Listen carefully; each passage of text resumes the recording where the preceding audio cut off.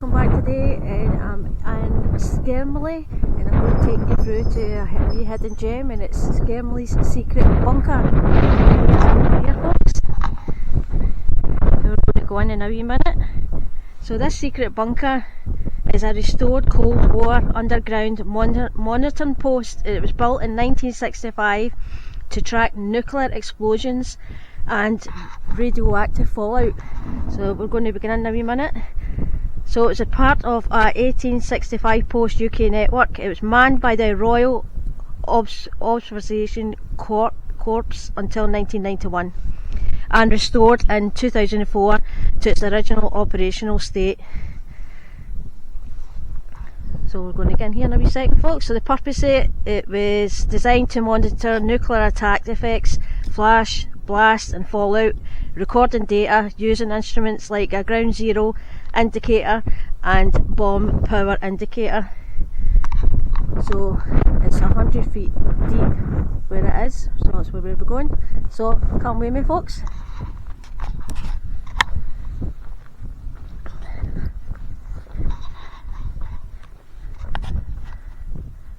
So it's a wee hidden gem, as you can see, just a farm.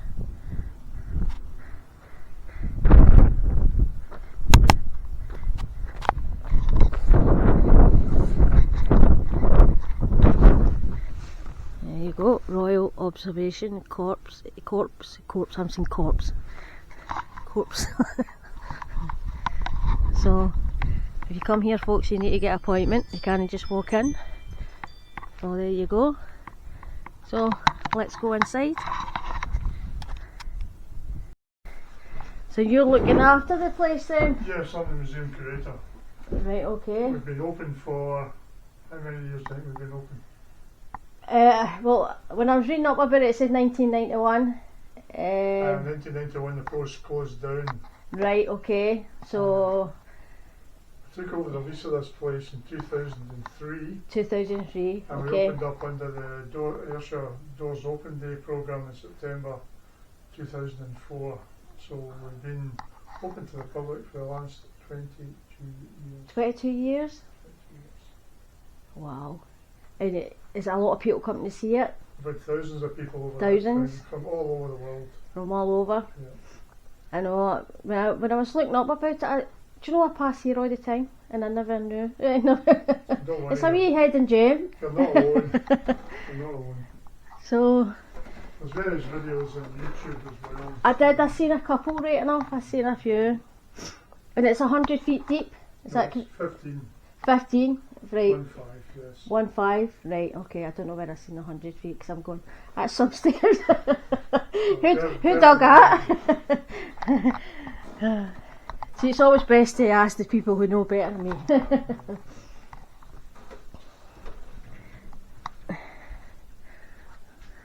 We split the cabin up into particular areas.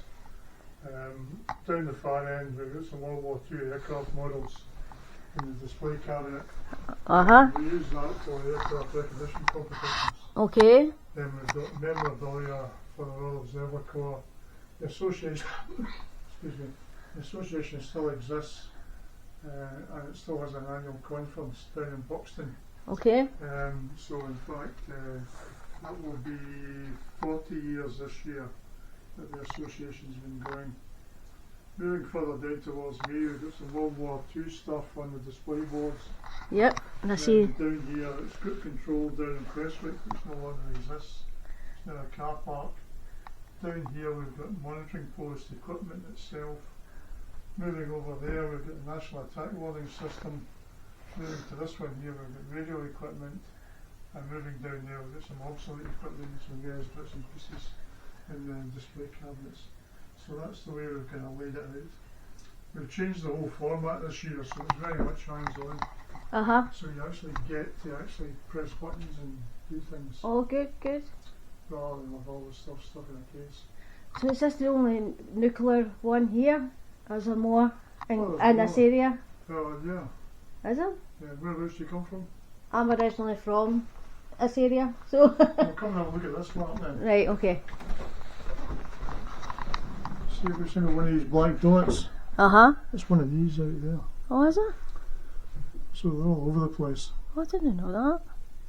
And if you look here on the display board, you can see under 20 cluster, Kilcatton Bay is a master post. That's the one with the radio.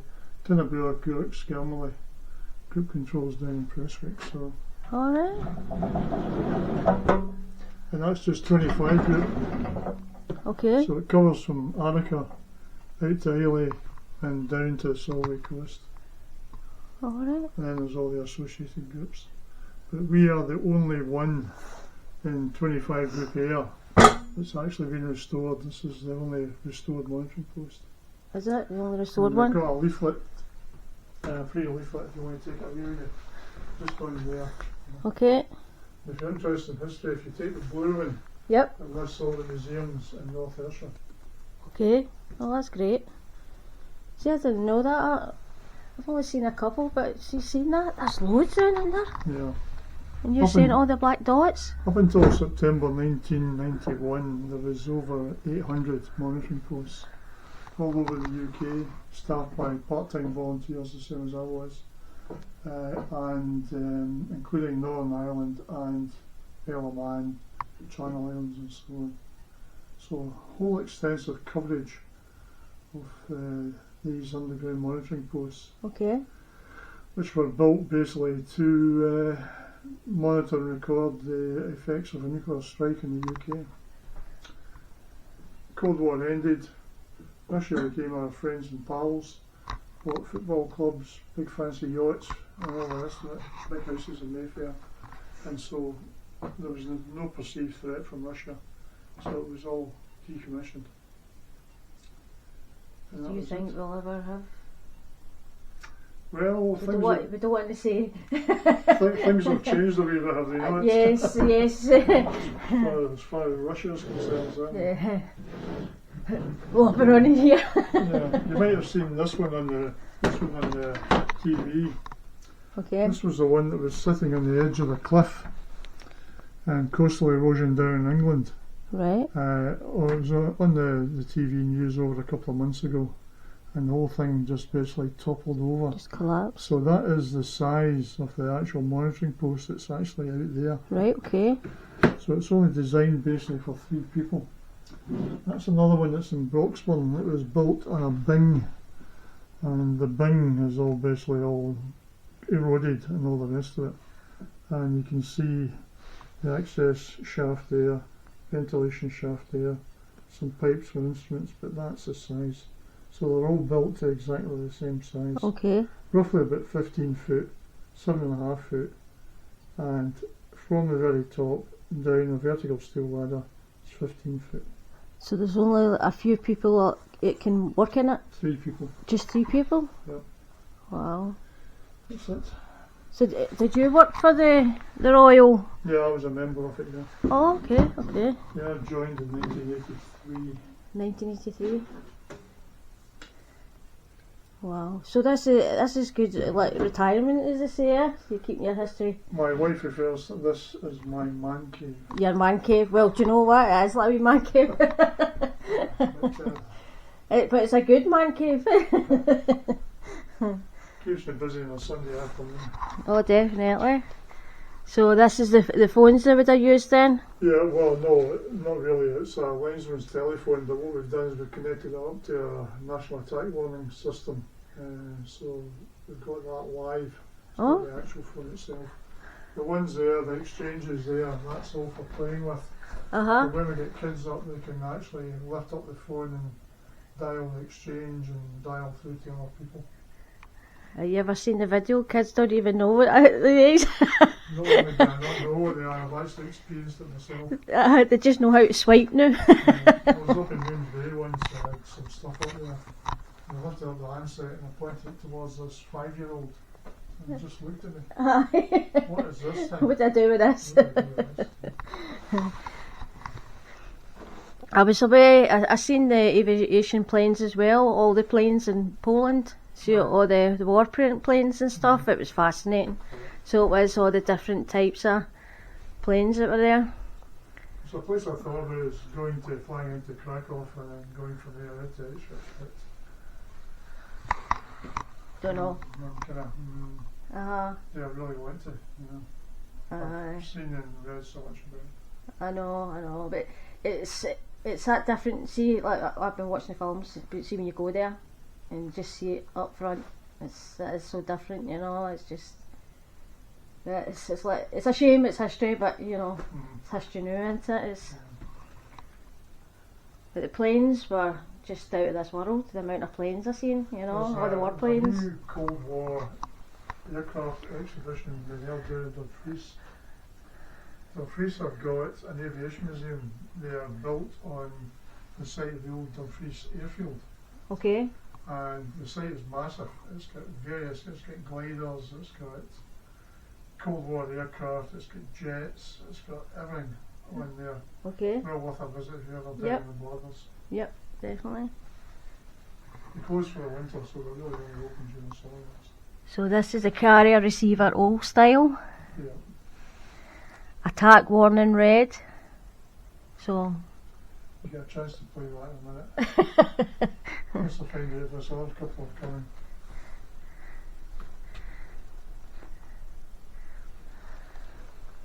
So that you would have worn this then? That's the uniform. The uniform is very much the same as the RAF. Yep. We're given the only difference is the badge. Uh-huh. The insignia is that of an Elizabethan beacon lighter. Okay. And the motto is forewarned is forearmed. The idea behind that is that in those days they were paid to warn the population of the approach of the Spanish Armada by lighting a beacon. Okay. So that's the symbols of that we've adopted. So it's different from the RAF Eagle, so that's the crest of the Royal Observer Corps. Referred to in our parlance as that of Fiery Fred. Fiery Fred? That's a nickname.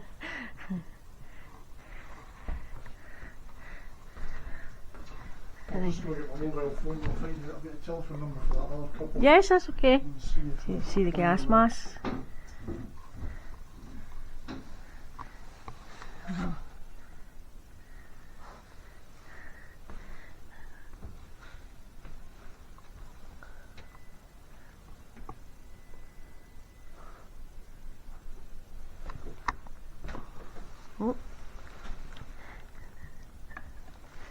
That's the coding.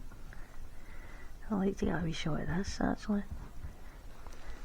I always wondered how they used the coding to get through by just tapping it.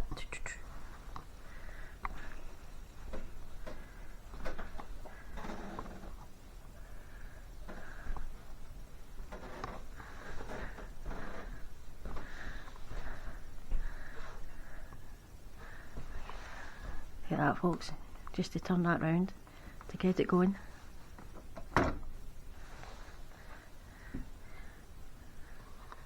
Amateur radio log book there.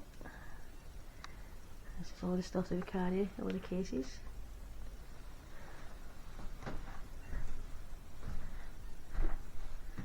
There's this little one of the workers in there. He was using this. And then the binoculars. I don't know what that is. That there. Just looks like a fan type thing. It's an equipment carrier.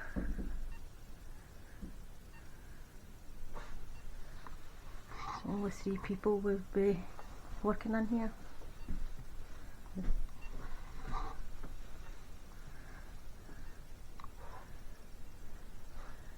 So you can see them all.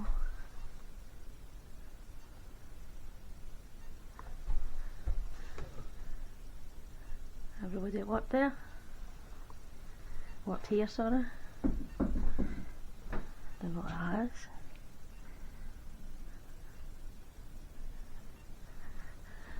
is. Barometric pressure. Outside temperature. Right.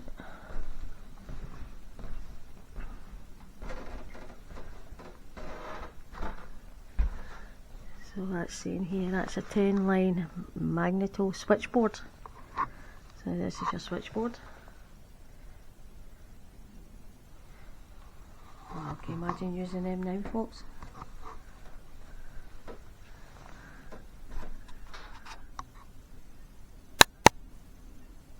These ones are Right, so obviously the Spitfire itself. Spitfire, yep. And then we've got the German bombers that were involved in the Greenock and Port Glasgow blitzes across there.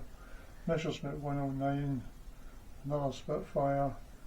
That's a 3D printed dummy incendiary bomb. It's that silver painted one there. Yeah. We've actually got it. So it's basically Spitfires, bombers, Yep. and so on. The reason for the Spitfires, very much so, is that during World War II, members of the Royal Observer Corps actually contributed towards the manufacturing costs of the Spitfire. And because they did that, they got their insignia and the name actually printed on the, or painted on the actual aircraft fuselage. Okay. So that's our particular registration, EBZ, and if you look down there you'll see the model. It's been used Yep. in that during World War II. So did you ever fly planes? No. I never flew. My father was a pilot navigator at the RAF, but I never flew. Never flew. Did you ever want to try? Not you just no. I did a trial. I did a trial out at Cumbernauld Uh-huh. for half an hour. Was it hard? No, really, no. Was So it good? it's good as long as you don't panic. I can imagine watching it. Where's that button go? Yeah. All these. I think my granda still got these binoculars. Oh yeah. And I noticed the ones over there as well, Mhm. you know. Yeah, these were the type that were issued to Observer Corps for reporting aircraft.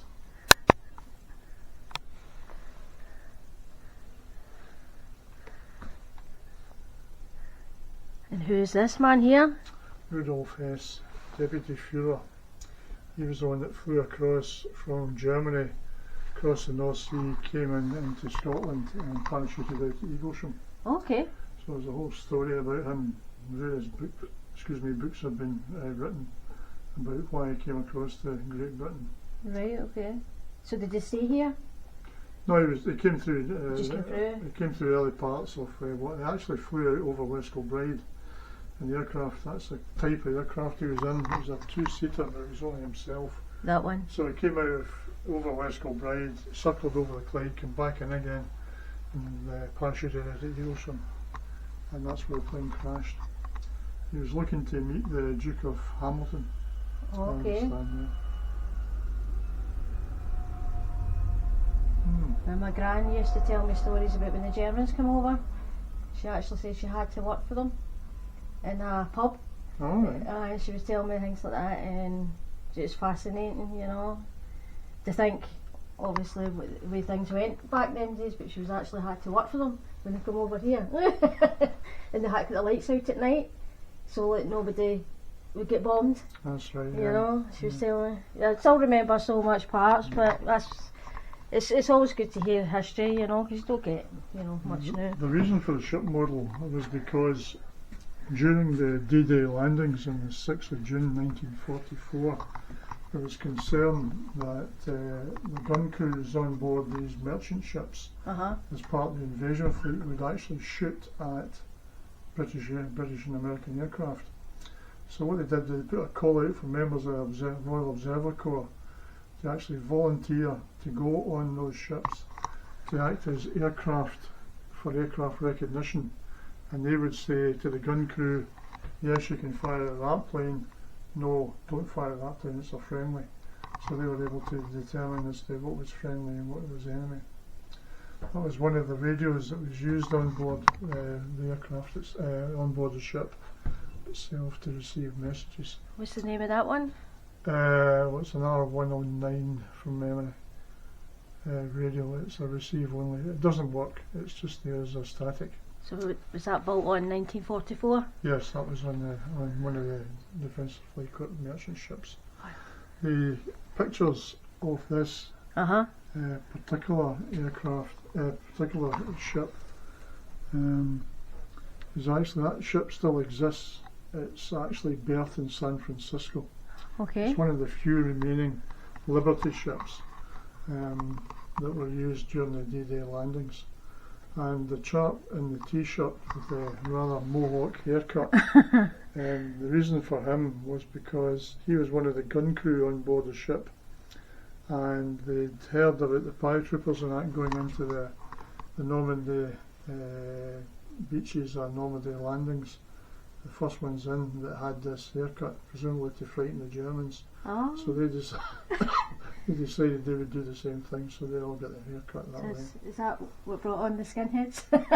Yeah, I nearly the mods and the... So again, these aircraft there, we're just using for a recognition competition, but we obviously cover up the Spitfires. the actual name of it, and we invite people to sign. This here is a World War II collection, so World War II gas masks itself and the equipment that would have been used to warn of a gas attack, an air raid, or all clear after the air raid. Oh, what's the name of that again? That's just a gas. Was it warning? So it's just like a wooden rattle. Wooden rattle, yeah. Right. Okay. I think in some of the days they used to use them at football matches, painted in the colours of the football team. And that's the original one. You can see ARP there, which is air raid precautions. And a couple of original World War II helmets, steel helmets. W for Warden, OC for Reserve Corps. First aid kits at the bottom. So. Oh, your first aid kits. And the soaps, bucket. What's the soap called? You probably had to use by that soap that we've got there is called Windsor soap. The Windsor soap. Is it carbolic? Is that another name that used to use? Yeah, the kind of pinky one is carbolic soap.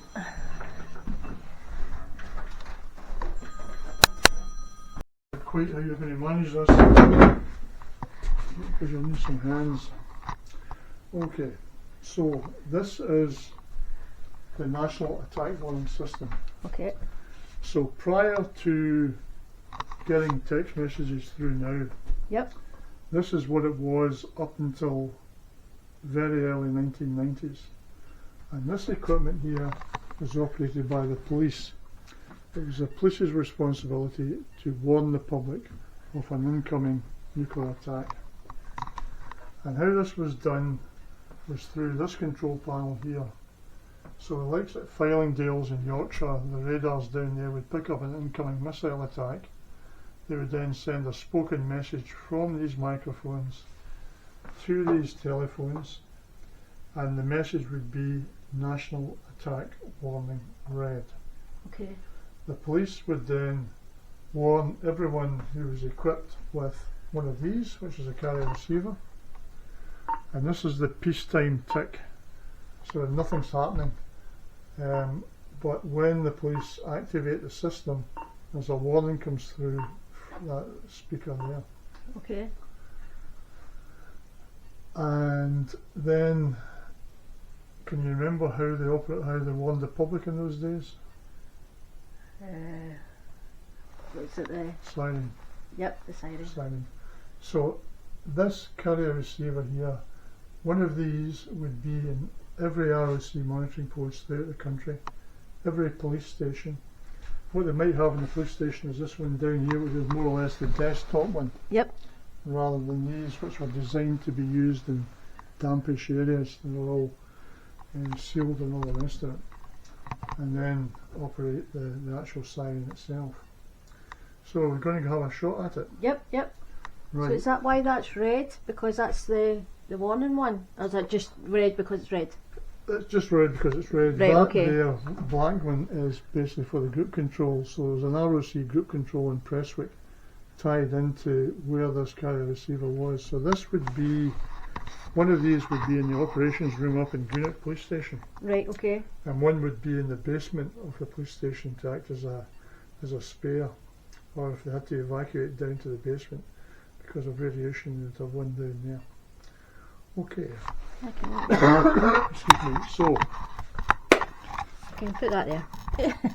There we go. So what we're going to do is we're going to switch this on. So there's an incoming missile attack that the military have picked up, Okay. and you're going to issue the warning.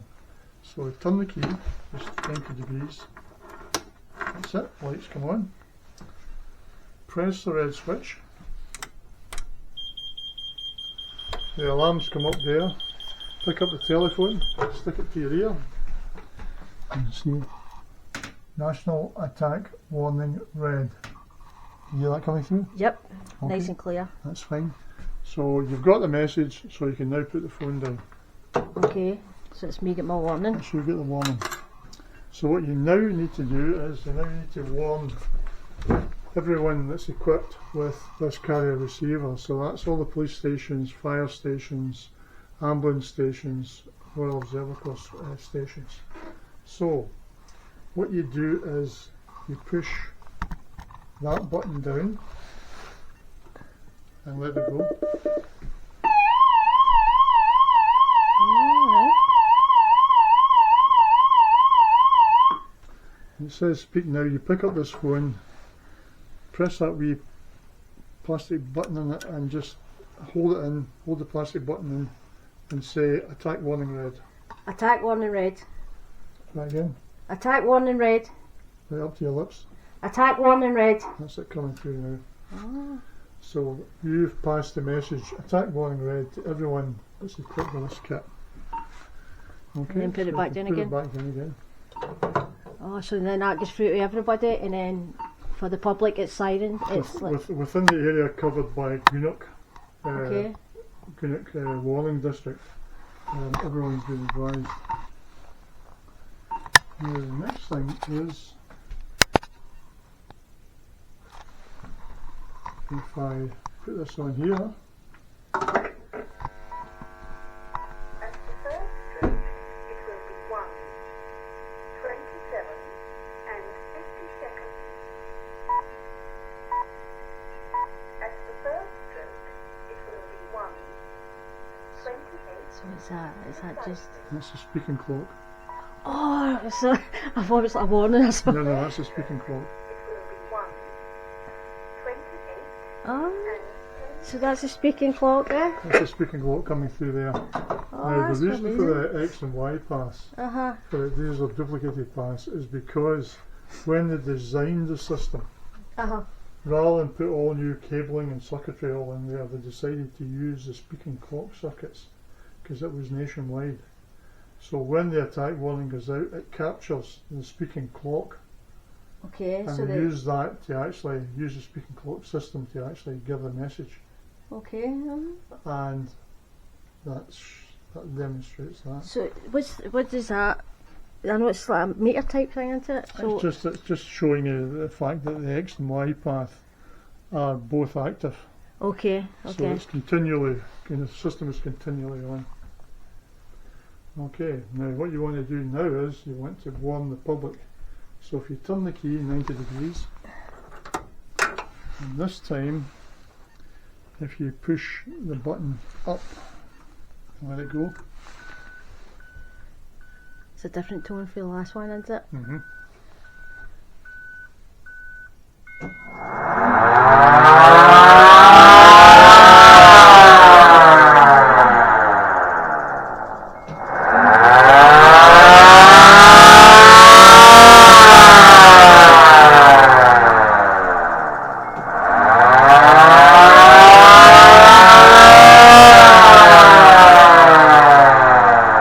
Oh, what a different tone. Now that goes on for at least a minute.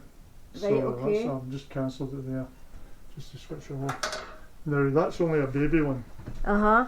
The ones that they would have in the election in the towns used to be one above the municipal chambers and lodge, which was a big 415 volt 3-phase powered siren. So it would be enough so that everybody in lodge would know. Yep, definitely That hear it. was I mean, it's lovely. loud in here, Yeah. so can you imagine That's just runs off 12 volts. 12 volts only? 12 Only volts? 12 volts. Wow. Yeah. So there we are. Could I use that to get somebody out of bed in the morning? Right. Get up. Well, now we're going to move on to setting off a nuclear bomb. Oh, Wow. So, you get yourself a seat there. Okay. So when a bomb goes off, you've probably seen all the pictures of it. You've got the bright flash, you've got the blast wave, Yep. and then after a while you get the radioactive fallout coming down. Yes. Okay, so what we're now going to do is simulate the bomb going off. Wow.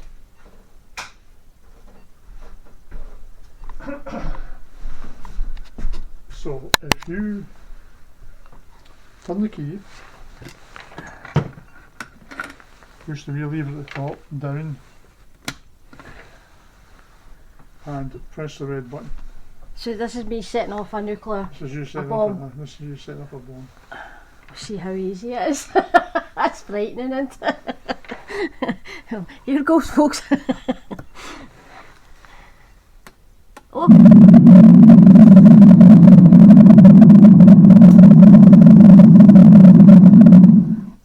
What was that there? Was that just... So what you saw in the dolls is you saw the flash, Uh-huh. you heard the blast wave, the noise from the blast wave, Yeah.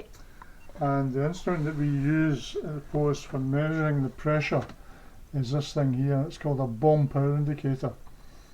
So basically in this particular instance the bomb went off fairly close to us and the thing is actually gone off scale. It's gone beyond 50 kilopascals, which is a pressure. It used to be pounds per square inch, but they then changed it to kilopascals. So by setting that off, you've got the flash, you've got the rumble, and you've got the reading. Okay. Okay, Wow. you want to do it again? Aye, go for it. Oh, hang on a minute. Sorry folks, 2 bombs. Set it back to 0. Right, here Okay, goes. right. So Keep that going. went down and... Hold it, they haven't turned the key properly. Oh, There's okay. no lights going. That's it. Right, see you later.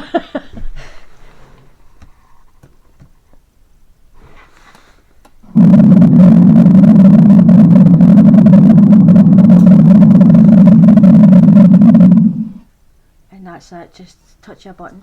And that's the effects. That's to give you a hands-on What? How fast? of what the effects are. Uh-huh. I mean, obviously I'm not setting off a real bomb, but No, no. basically you're seeing what the effects are: the flash, the noise of the blast, and the indication on the actual instrument that we use. And how fast it goes, but as well, isn't it? That's It's what it- just... yeah. And that, basically that's just... That could happen. Can't it? That's it. That's how frightening it is. Now, the next thing we're going to do, just leave that. You want me to put it off? No, just leave it on it. The next thing you're going to do is you're going to warn the public of the approach of fallout. So the bomb has gone off. When you get the mushroom cloud, the bomb has gone off up into the atmosphere. Yep. All this is radioactive, and then it starts to come back down onto the ground as radioactive fallout, so which is very, very dangerous. So what you need to do is warn the public of the approach of fallout for them to take cover. Yep. And how we did that in those days was we set off something called maroons. And what we have here is a set of maroons, basically rockets or pyrotechnics, you know, and go bang, bang, bang. So in order to do that, if you press the arm button, right, and then press the fire button. That's all right. Oh. So the rocket shoots up a couple hundred feet up in the air, bang, bang, bang, and that's it, it's done. And that's to get cover, you know. To take cover, yeah, to take cover, to get into a shelter so that when the radioactive material comes down on the ground, it doesn't actually go and you're protected within an area. And that, So you see with the fallout, how, I mean, when you're under shelter, how long do you reckon you'd need to stay under shelter? Months and months or no, probably years? a few days. Right, okay, a few And days. certainly I would think about at least a week, possibly. And you would create your own shelter within your house. That you could. Because I know when I seen watched the Chernobyl taking a blast. Yeah. You know, they had to build something over Well, that it. was a wee bit different. That was a reactor that went up rather than a nuclear weapon. So So nuclear weapon would be okay for a few days then, do you reckon? well, If we get shelter or the fallout could be. you don't want to get anywhere You near don't want it. to talk about it. You don't want to get anywhere near the crater. It depends how far away you are from Uh-huh. it. It depends on the intensity of the fallout coming down. Because the radioactivity decays after a while, but there's still Yeah. some things that's left there for years and years Because and it would burn your decades. insides and all that, wouldn't it? It would Like, basically kill you. Yeah, just kill you. Right, so that's that. Now, communications we talked about. Yep. So, this is our main means of communication at Skelmorlie. This is a loudspeaker telephone known in the trade as the toaster, because it looks like a bevel toaster. It does, so doesn't it? I'm going to open this up now. You are currently the only person in this conference. Hello, Search Post. It's neutral, you know, I can no need to tell you. But I'll try. Okay, thanks. 1, 2, 3, is that better? Oh, yes, I'll give you one next time. Yeah. It's just when the wind blows, you know. Yeah, okay, yeah. so Yes, this, I forget you've got this glasses, you know. is everybody speaking about it? This, you shouldn't be hearing anything, Or should we because not? back in 1991, this equipment was basically landline based. So it went to a telephone pole on the road there, Right. went to the exchange, and then went to good headquarters down in Prestwick. But what the whiz kids in our organisation have done is they've taken the original instrument and in the corner in there there's a SIM card, Okay. so it operates like a mobile phone. And what you hear on here is an exercise that took place at Dundee back in the 1980s, which they tape recorded, Alright. and it plays in a continual loop. Uh-huh. So if you've got the modified equipment, what you're basically getting into is that exercise. That's what you're hearing now, an exercise that took place over 40 years ago. Wow. And it should But if somebody else opens the lid up somewhere else, and say for example in Dundee, then it breaks that link and I can speak to them just by pressing the transmit button. So this is in the background, they open it up and then you can have a chat, just as you would do with a mobile phone, using the original equipment. Wow. But obviously it's intercepted with different things that's happened. When Yeah, well, it goes on to SIM and then it goes, there's a technical wording for it, and there's no point boring you about it. so you just press that. If somebody else comes on, if somebody else, say for example, somebody, say through Dundee, if there's anybody at Dundee this afternoon, because they're equipped with this equipment, if they lift the lid up,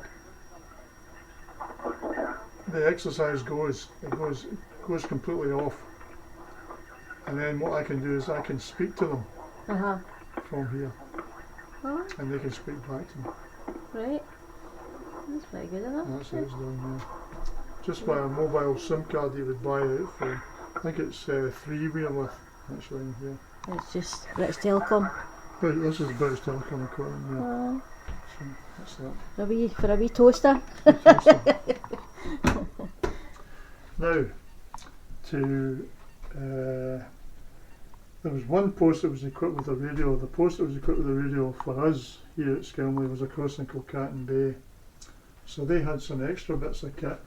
They had this thing here for measuring outside airspeed in knots. They had a barometer for measuring outside air pressure. And they had a pulling through psychrometer for measuring outside air temperature. Oh, And all this information was passed through the landline or through the radio uh-huh. to group headquarters, passed on to sector control at Dundee, and they had a meteorologist there who was drawing up.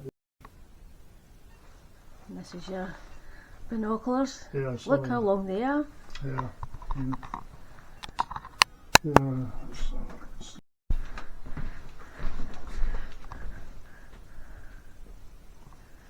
what they've got on them, basically, if you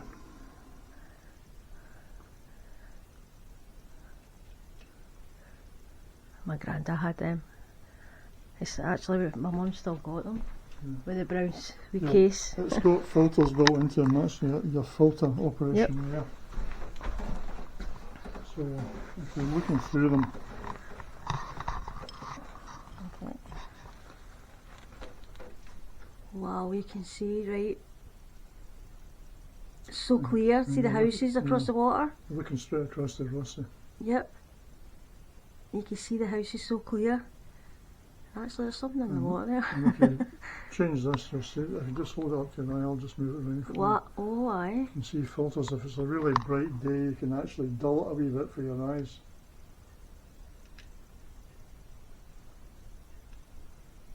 And it's so clear as well. Mm-hmm.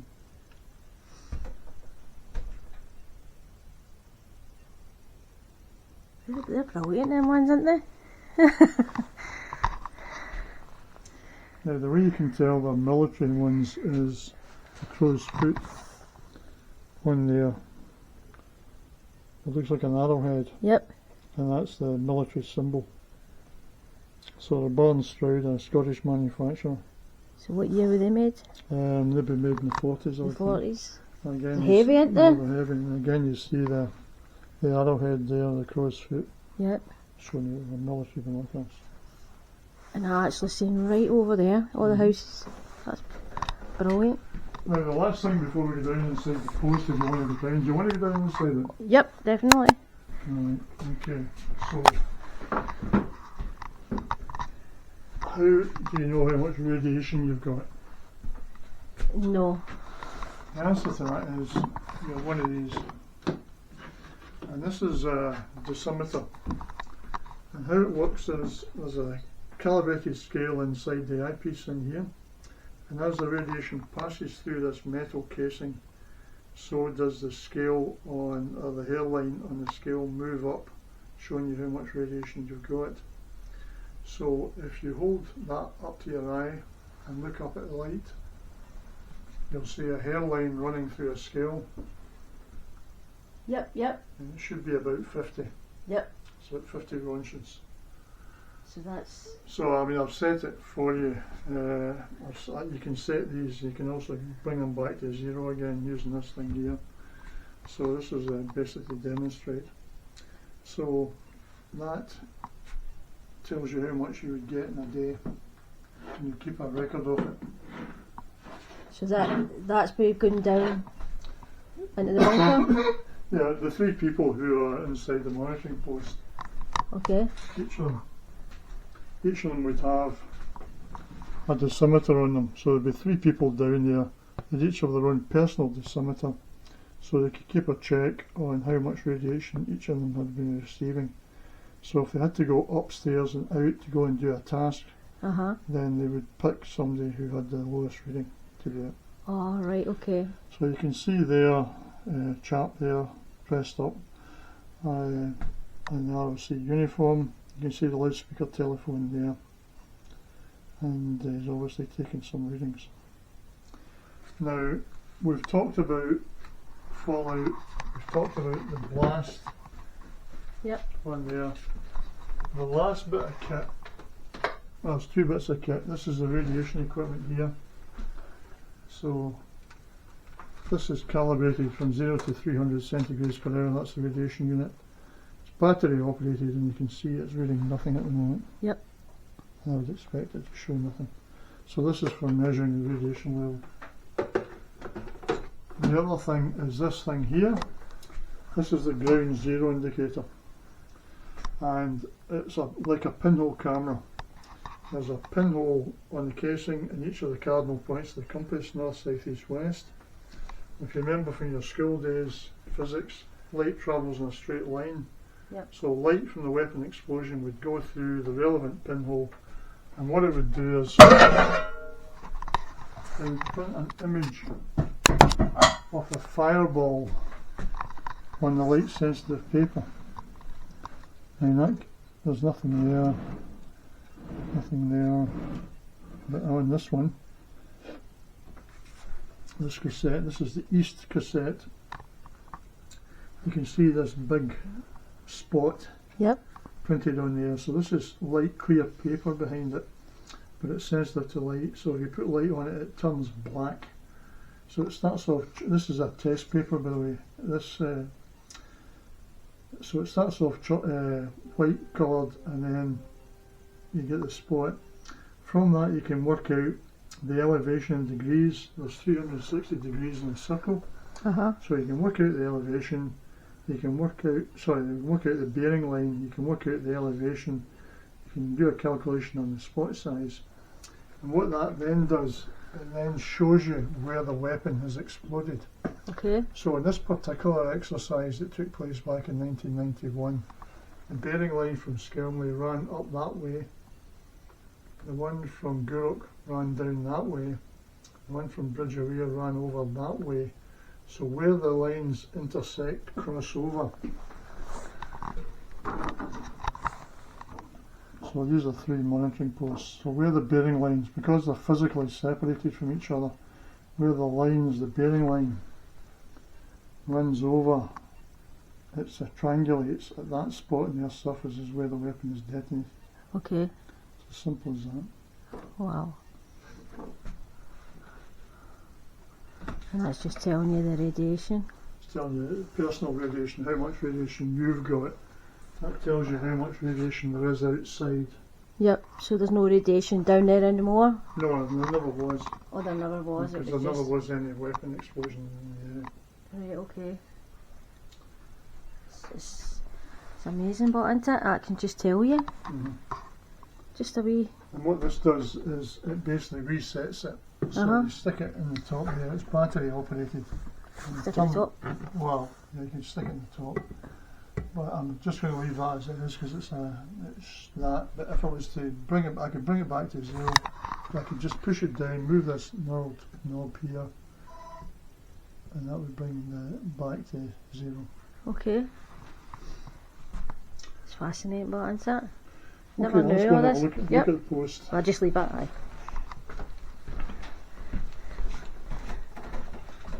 It's nice up here, but as well, isn't it? So it's well out the way for everyone, it's isn't it? nice during the summer months, but during the winter it's like a wind tunnel. And just watch your feet because I was only able to have been away for most of April, so Have you? you can probably tell from my skin colour. Aye, where were you? Portugal. Oh, lovely. I've been to Portugal. So I managed to get my grass given it a rough cut last night. Got to have seen it, it was up to about here. So you're the only person who looks after the bunker? I've got a Oh, right, okay, so that's... because it was only meant to be 3 coming at 1:30 and a family coming at 2:30, there wasn't any point. Yep, yep. Over here. Well, look at this, One folks. of my colleagues actually lives just down the road there.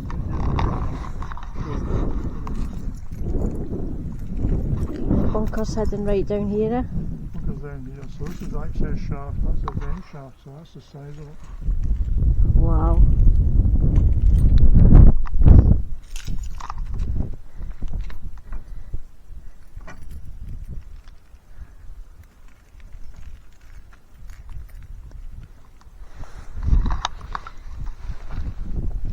It's very small vents as well, isn't it? Yeah.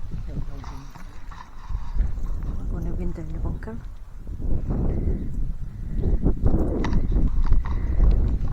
When I came up last night, it just was dry, I managed to rest Uh-huh. that rain shower last night.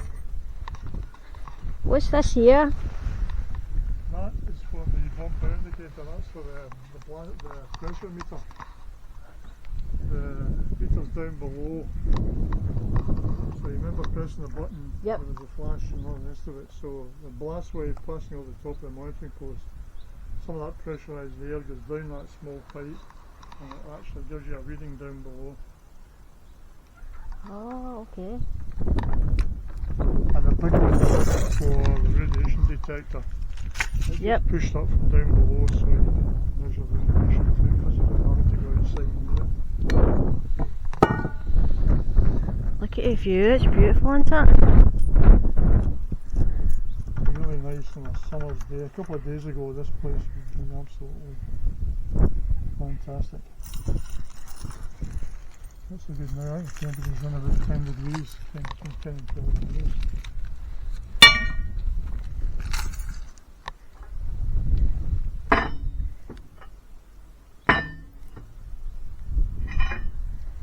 One thing you're going to have to think about is what you're going to do with your camera, because you need both hands on the ladder. That's okay, I'll put it off until I get to the bottom. I'll show that monkey. You can see it's going to be narrow all the way down. That's what it's all about, isn't it? It's a secret bunker. Well, it's not secret. Not secret, but it's secret. But I've just used that for PR purposes. Oh, did you? Well, it stands out more, you know. Its official title is Skelmorlie Post number 2325 group for Observatory. I think yours sounds a bit better. Aye, because it people will come because they say, oh well, it's secret, so like. Well, it's secret in a bunker. Most people know what a bunker think is about.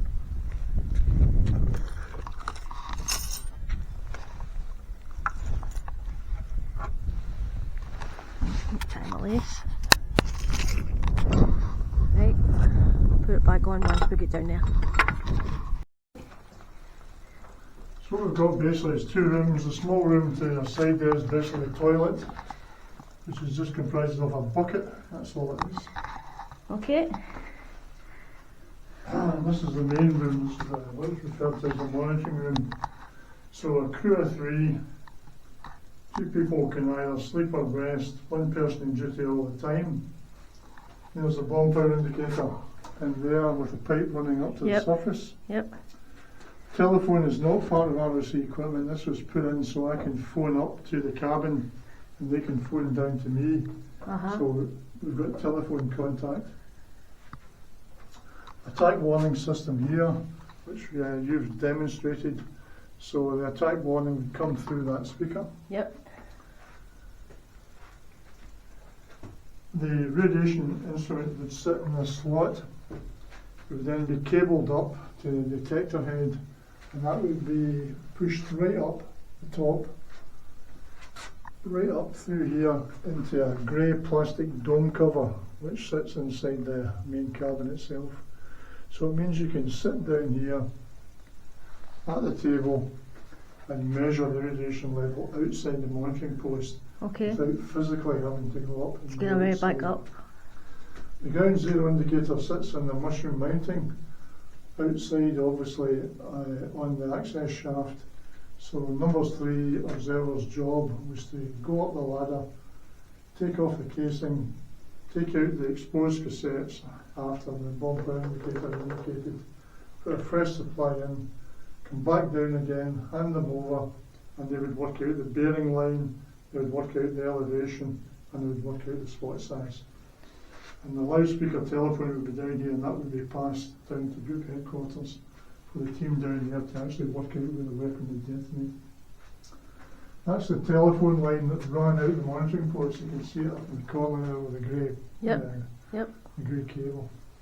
And we've tapped into that, so we've got the telephone from there. And that's your ventilation?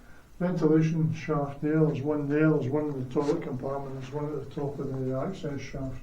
So that's the air? So there is an airflow coming through. Right. It doesn't feel like what, doesn't it now? Because it's so still outside, but in a windy day you can actually feel... So it'll be cold in here? Well, it doesn't get much colder than because it's underground, because it's covered with all this earth and rock and all the rest of it. It keeps itself pretty constant. Right, it's well... But it's not going to be a sauna down here. No. But it's manageable. You can tell it's just for 3 people work, can't you? But it's a good size as well. It's not... It's deceiving, isn't it? Outside and then you come down. The thing to remember is that if it ever happened, which obviously it never ever did, but if there was a nuclear attack in the UK, the 3 people who would be here for up to a fortnight. Yeah.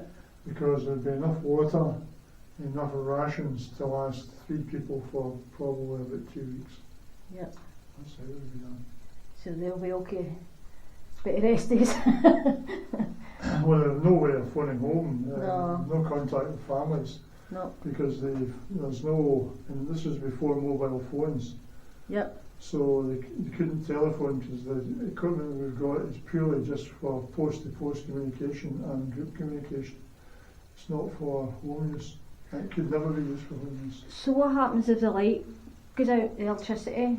Right, that's the battery box over there. Now there isn't a battery in it, because what we've done, we've wired everything back to the cabin. So the batteries in the cabin are supplying the light from here, so it's a 12-volt light. Okay, so that would last a good while then. It'll last a good couple of days. There's a small generator in the cabin. That would be stored down here, so they take the generator upstairs if the lights were going dim, and basically run some charging cables down there onto the terminals of the battery and basically recharge the battery. Okay, so everything would still run okay Everything, until, you know. Until there was an emergency lighting system, and this is the emergency lighting system. That's it, the candles. 1 candle holder and 6 candles. We've all got a candle in the house. So that was it. So if the place went absolutely Power dark, cut, that's it. To heat your food, all the food came in tins. Yep. So this is how you would heat your food. It's referred to as a Tommy cooker. Alright. This one was made about 1960 odd. Inside it's like a big wad of chewing gum. It's like an alcohol pellet. So you basically puncture the can, put a match to the pellet, you get a naked flame burned from the actual alcohol itself. So you get a heat source up here, And that's how and they then heat. you would get your pot there, and then put your contents of your tin in it, That's brilliant, and that's how isn't it? you would heat it. And how long would that last? No idea, I'm not using. No, like, it's just... It'd be enough to heat up a food rations. It'd be a number of tins for a number of days. So just for your main meal, it would be able to, you'd be able to cook. We decided that when we were on exercise, we went out to the local chippy. What we've also got in here is the official issue. This is, Toilet roll. so that's the toilet roll there.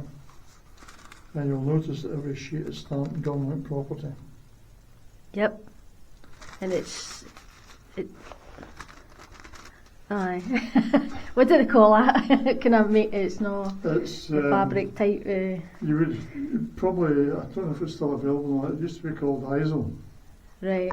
which was basically a disinfectant paper that Ah. you use in schools and places like that. Very, very shiny toilet paper. But because of the length of time, there's no smell coming off it. There's no disinfectant smell. It's neutral. Many so bums and empties with that kind of. What I'll do is, as a memento, infect them. I'll take it. I won't use it, but I'll keep it as a memento. Yeah, I've got government property in there. So you Yep, stick that in that's the great. pocket. Thank you very much. Now the soap itself it's not ordinary soap, it's Her Majesty's soap, All right. and it's probably, take a look at the actual shelf so you can see it.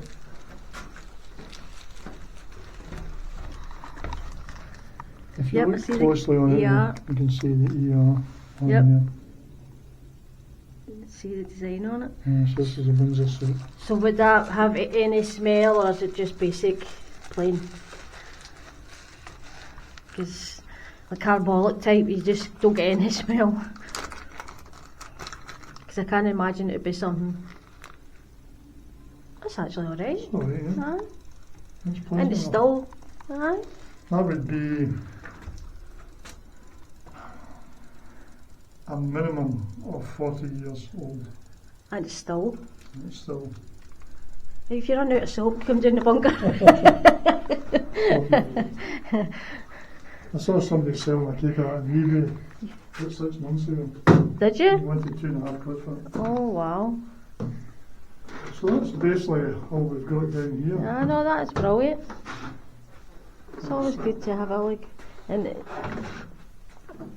got how much containers of the water? Is that like 20 litres per canister? Yeah, there's enough water there to last A long time. for basically drinking and washing. Yep. So really there's everything here for you, you know, it's not as if you'd be struggling, you You'll know. notice your eyes when you came down at first, it was quite dark down here. Yes, and it's As bright your eyes again. would become adjusted to the actual Uh-huh. light itself, it's opened itself up. Yep. What's this up here? That's your ration packs. Now, we don't have the original ration packs, but what we've done is we've made up some empty cardboard boxes, and that's the original menu on them. So, and everything would be in tins in those days. There's none of this boil-the-bag stuff that you get now in the armed forces. And there are different menus. This is menu G for golf. So, Alpha Bravo Charlie Delta Echo Foxtrot Golf. So it'll be different menu. Yep. And All different. hopefully each one has a tin of that. If not, you'll be just looking at them. I'm sure there's ways in there of just trying to open up tins there. And that's just at all the places where it's Yeah, all the that's bunkers. The names against them. Yep, So you can see that says up here at 23 Post Skelmorlie. yep. Didn't think there was that many. As you said, you know. So that's just for our group. So say up until standby and stand down, Uh-huh. 1991 there was over 860 odd Wow. all over the UK. The establishment strength for monitoring posts was 10 people. Uh-huh. So Saying 25 group, H quarters, radio posts. yeah, it was bought. The building was bought by a local church, and it was demolished and turned into the church car park down in Right. Prestwick. Good to keep it all going, wasn't it? Like yourself keeping this going. Yeah, it's been a labour of love over the years. That's When it started all back in 1983, I never expected I'd be here now. this is your Oh, man cave work, All these you years know. later. Place needs a good clean, it needs painted, but the weather up until the end of March was horrendous. I know it's been not very good, isn't it? And it's been cold as well, so it Yep. doesn't help for drying purposes. But it's good if you keep it like this as well, but because it's, you know, like Yeah. that kind of, Gives its age to a certain extent. yeah, uh-huh. And this is what I mean by the polystyrene tiles, the paint itself, you can see it Yep, yep, all flake away flaking and off. turn to a powder. Aye. For those that don't want to come down here, the camera sits up on the shelf up there, So they can watch. so they can watch it on the big screen in the actual cabin itself, and it's got a microphone on it, so they can hear me talking down Yep, here so you just, without physically having to be doing. I think it's better coming down and having a look about. You get to see what, you know, the living quarters, everything Well, some else. people look down and say, I know, I did that, but I don't care. it's not for me. I'm game, I don't care. Okay then. Well, thank you very No much. problems at all. That's- Maybe you could do one thing for me is we've got a visitor's book and you could just maybe put a couple of comments on Aye, it. I will do indeed. Oh, sorry, I forgot your name again. I'm terrible. Frank. I'll not forget the name now, Frank. Thanks very much. So will I just go up then and Yeah, I'm you coming follow up as me? well. Do you want me to go up first to give you a handout? So you're going to be, you got to put out a light or anything? No? Sorry? You got to put out the lights or anything Well, first? there's No? only Just that? just that. Right, okay. So you want me up first and give you a handout? Aye, you better, just in case. What I'm going to do is just to save the battery. That's the light switch there. So I'll go up Okay, and I'll put this off.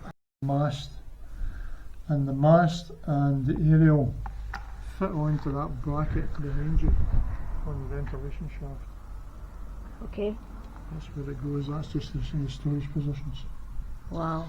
Now, because down below is reasonably damp, it's damp, what we do is most of the equipment is in the cabin, so we don't actually keep it down here, and we demonstrate it in the cabin, just like I showed you. Yep. how we did it. So, to go down first, I'll go down and put the light on. No problem. So, up here, keep your hand roughly about middle, up onto the step. Yeah folks, that's it. So Frank was really good at explaining everything to us and to yourselves. So if you liked what you see, please like, subscribe, and the usual, make a wee comment if you want. And if you want to visit a place, it's called Skelmorlie's Secret Bunker, and this is it here folks. So it has a phone number as well, so if you want, phone or leave Frank a wee text, because you need to go by appointment, you can't just turn up. Okay folks, so thanks again for watching, till next time, bye bye.